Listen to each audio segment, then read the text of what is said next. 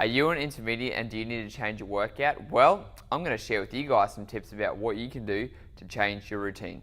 What is up, guys? Tyson Brown here, and one of my online clients, he said, Tyson, I'm getting pretty strong now and I think I'm ready to move up to an intermediate routine. What are you going to give me and what should I be doing? And this is a really good question because I see a lot of people in the gym, they're telling me they're an intermediate now and they're ready to jump up to the next level and they want to know what they should do in their training wise, like what they should be doing. And the first thing I want to talk to you guys about is when it comes to being an intermediate, like what does that actually mean? Like, do you actually know what an intermediate means? Now, this can mean different things for different people, but what you really want to think about is how long have you been working in the gym for? If you haven't been working out in the gym for over 2 years, you're not an intermediate, okay? You're still at the beginner phase, and that is not a bad thing. I still wish I was a beginner because the more progress you get in the gym, the less results you're going to see, right? The longer you're actually working out, the more your body's going to be able to adapt. And if your body's constantly adapting and your body's like, well, you know what? Weight training, like I know that I'm going to be stimulated by going with weights, then that means you have to put more and more and more work into trying to get results. Now, I don't know about you, but I don't have a lot of time during the day. Even though I'm a personal trainer, like it doesn't mean that I'm in the gym all the time being able to work out. I've got clients, I've got admin work, I've got to do a lot of stuff. And so I want to be in and out of the gym within an hour. I don't want to be spending 2 hours in the gym. And the more progress you make, the more longer you're in the gym, the longer you're going to have to work out, or the more volume you're going to have to do. So thinking about that, first of all, are you really an intermediate or are you still a beginner? So think about, have you been in the gym for 2 years? Now, if you've been working out constantly for 2 years, well then yes, you are an intermediate. And how should your progress change? How should your routine change? The big important thing for an intermediate is that you need to be making sure that you are training your body parts at least twice a week, all right? At least. So this would be where I would suggest doing something like an upper body, lower body split, or a push and a pull split instead of like what you've been doing, right?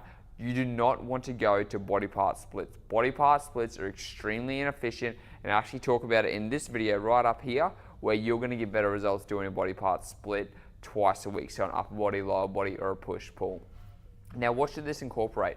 Well, let's say you're doing an upper body or a push workout, right?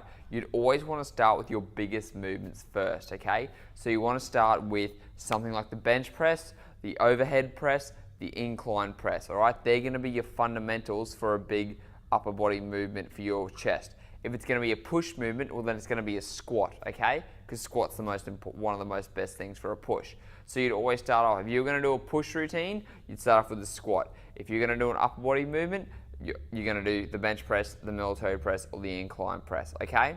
And then we would look at pull movements or lower body movements. So if it was a pull movement, it would be something like the bent over row, or it would actually be the deadlift, okay? Because deadlift's an extremely important pull movement. And the same thing as lower body, it would be the deadlift too, okay? So they're your fundamental core strength exercises you always want to focus on. Always do these heavy exercises. So this would be 5 sets of 5, 3 sets of 6, things like that, instead of doing sets of 10, okay? You can do sets of 10, but in order to get the best results, you want to lift heavier with those type of full body compound exercises first and then break it down.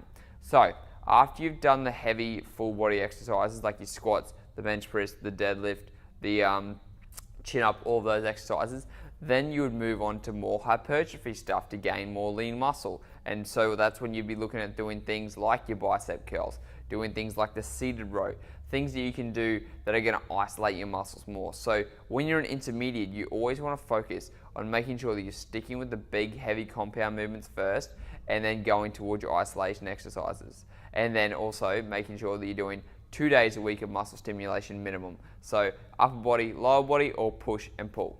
Now, this might not seem like magic, and you probably heard this before, but that's because it's the truth. You don't need to be doing body part splits, and you need to be lifting heavy weights at the start because it's going to help stimulate muscle growth.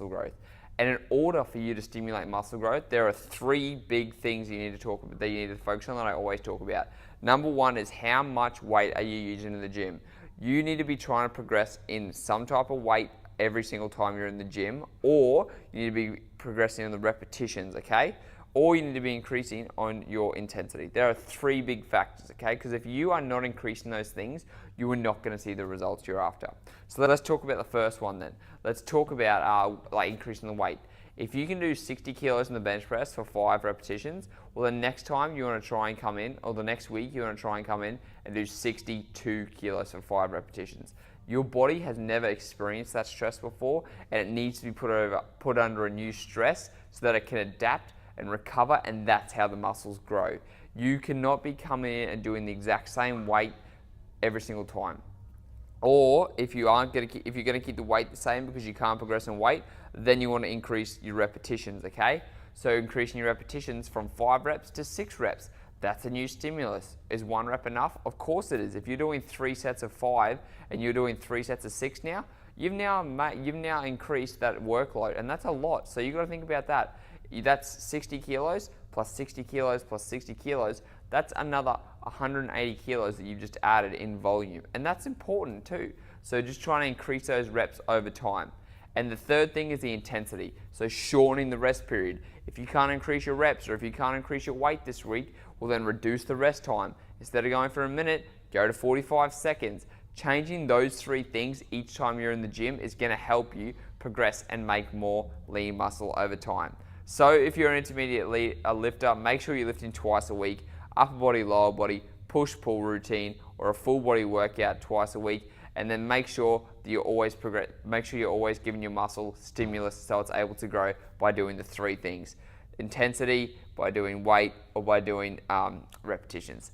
That's the video, guys. I hope it was informative. If you have any questions, make sure to comment, and please make sure to like and share this video so I can help other people get in the fittest version of their life. Speak to you next time.